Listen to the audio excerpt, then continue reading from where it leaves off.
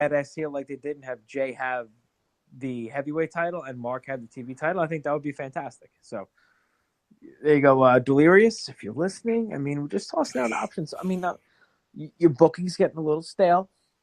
I thought you had an opportunity there to bring Jimmy Jacobs back on as a creative guy. Jimmy Jacobs is now, I believe he's at Impact, correct? Yeah, last I heard, he was in Impact. I saw him doing some announcing, I think, last I saw Impact. But yeah, he's definitely in Impact last I heard. So, well, I just want Delirious to know that I'm here for him, whatever he needs. You are as well, and we're here. We have some fresh ideas. We're just here to support the team. Yeah, well, this is the team I'm also going to support, and that's the XFL or the United Football League. Is that what Vince is doing right now? I don't know. Yeah, there was some rumor floating around when I woke up this morning that at the XFL. I looked at the calendar and it was not April Fool's Day, so I'm not really sure what the deal is there with that. If that's a legit thing. Breaking news! God, I wish I had the drop to play. But he actually registered for a trademark for the United Football League. Okay. That's right. The newest hubbub. So if you were to put the United Football League on tomorrow night with He Hate Me, Rod Smart, instead of Clash of Champions, I'd be more likely to watch for 3 hours. I don't know, man. I guess without further ado, let's get to our Clash of Champions prediction show. The SmackDown only before that, since we're back, we got new people listening on. How many YouTube viewers we got, buddy? 40, 50, 60, 100? Well, there's a 0 involved with it. I can give you that much. Nice. So 1,000. I'd like to thank all 1,000 YouTube viewers that are tuning in right now. What's our YouTube address? Oh, you're putting me on the spot here, buddy. Let me take a look at that. Well, while you look that up, we're at a couple places you could check us out. We're working on our social media here at the All Night Long Wrestling Podcast, and we're starting it right now by going YouTube Live. We're gonna have more stuff up now because it's a lot easier to do that. So Twitter and Instagram at All Night Long WP, Facebook.com/All Night Long WP, and on YouTube at. For this now. What's that? I don't know if it has a specific address here. I mean, I'm clicking on it. It just, I don't know. Here's what you do. You go to youtube.com and you type in All Night Long Wrestling Podcast. You're going to see a picture of the two-man smash machine with Red Dragon. You see what I did there? See that? There you go. And that's us. So follow us, subscribe, like, do whatever it is you do on YouTube. That's where you can catch our up-to-the-minute live shows like right now. Also, you can find us on the Damage 365 radio network as always. So now that what do they fully call them? Cheap pops? Yeah, I think we're ready to go for our predictions now. I'm so ready for this. I can't wait. All right, let's do this. Let's talk about the Clash of the Champions pre-show match, huh? The High Bros explode. Mojo Rawley versus Zack Ryder. Woo, woo, woo. Mojo all the way. Badass heel. Do something with Mojo Rawley. I got Mojo. Yeah, I'm with you on that. I think Mojo would win. Should win this. I don't know. I guess if I'm picking one of these two guys that I would expect them to push, it would be him, just because he's kind of newer and somebody they seem to put a little bit of faith in. So I'm going to say Mojo gets the win over Zack Ryder on the pre-show. And there was some talk, some exchange between Zack Ryder and Kurt Hawkins on the social media. So you might see a reunion of Hawkins and Ryder, which I think would be pretty cool at this point for their careers. There you go. A little Major Brothers action. That's perfect. Nice. All right, what else we got? What's next? So we've got a tag match. We have the Bludgeon Brothers going up against Breezango, a.k.a. the Fashion Police. The Bludgeon Brothers win probably quickly, and they should.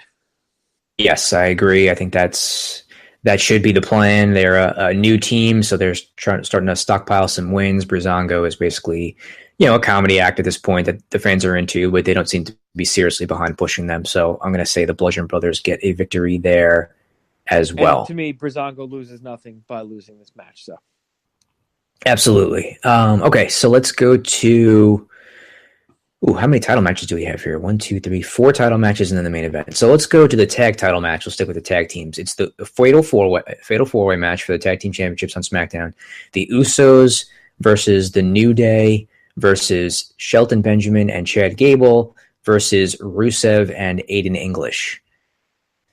I was thinking about this one before. I think it should be a pretty good match. I got a weird feeling it's going to be Rusev Day on Sunday, and we're going to get some new tag team champions.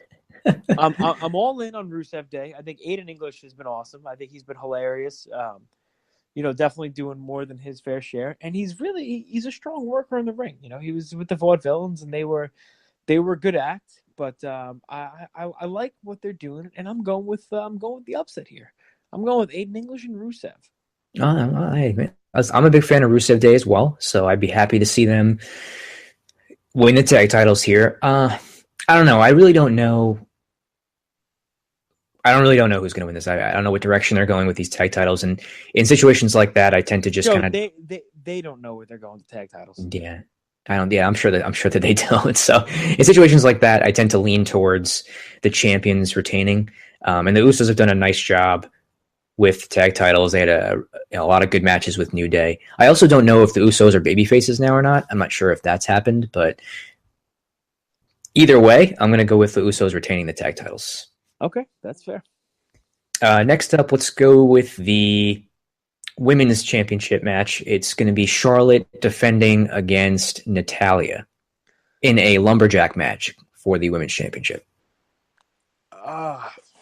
There's no way that the Riot Squad's not going to get involved. I just don't know how, because it seemed like on SmackDown it was less about Natalya and more about the Riot Squad and Charlotte. So I'm saying Charlotte keeps the title here. Yeah, I'll say Charlotte keeps the title as well. I think I could see a situation where there's like a DQ finish or whatever, like you said, if the Riot Squad runs in. But I do see Charlotte hanging on to the title. I don't think they're going to switch it back to Natalya. The direction is probably going to be Charlotte against maybe Ruby Riott or somebody else from that faction, in the near term. So I'm going to say Charlotte retains it as well. Next up, we'll go with the championship. It is Baron Corbin versus Bobby Roode versus Dolph Ziggler. Man, they seem to have a huge vested interest in Baron Corbin, and while I think the smart money is on old Bob Roode, I don't know if they're as behind him as as the fans are. So I think they're going to keep it on Baron Corbin for right now. Yeah, I think they will as well. I think that. Listen, if it was me and this match was set up, I think it would be a situation where Corbin gets the pin on Ziggler. And I don't know what Ziggler's situation is, if he's on the way out of the promotion or not. And then they could save a Corbin versus Bobby Roode match, maybe for the Royal Rumble, which there maybe Roode will actually have a chance to win it. But I think that Corbin will keep it here and pin Ziggler for the win. So 2 matches left. Let's go with the WWE Championship match. It is AJ Styles defending against former champion Jinder Mahal. AJ Styles. Jinder's looked good in the promotion leading up to this and everything, and I think everybody's doing their part, but I think AJ's starting to feel like more like a legitimate threat champion that he is, and I think it leave the belt on him until at least Mania. So I'm saying AJ Styles all the way. I agree. I think he has to win this. It would be extremely disappointing if Jinder would win the title back, 6 weeks or whatever it's been since AJ won it over in the UK. I think that the Jinder experiment should be over, and AJ should retain it. I think, hopefully he keeps it to the Rumble. To WrestleMania. I don't know who his next feud is going to be. It'll be interesting to see what direction they go with that, but I do think AJ will win this match and keep the championship. And then I'm going with the presumed main event, which is Randy Orton and Shinsuke Nakamura versus Kevin Owens and Sami Zayn. And there will be 2 special guest referees. Both Shane McMahon and Daniel Bryan are special guest referees, and stipulations on top of stipulations.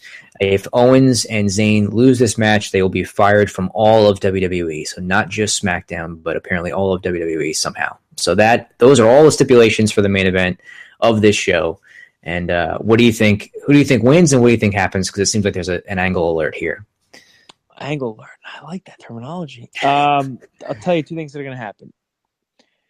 Sami Zayn and Kevin Owens are going to win, and Shane McMahon is going to turn heel. That's how I look at it. I think it's too obvious to have Daniel Bryan turn and support the other indie guys of Owens and Sami Zayn, and I think we're going to get some sort of chicanery at the end, or there could be some sort of disagreement between Shane and D-Bry, leads to an inadvertent bump, and then the bad guys get the roll up. But I think we're gonna go full on Shane heel turn here.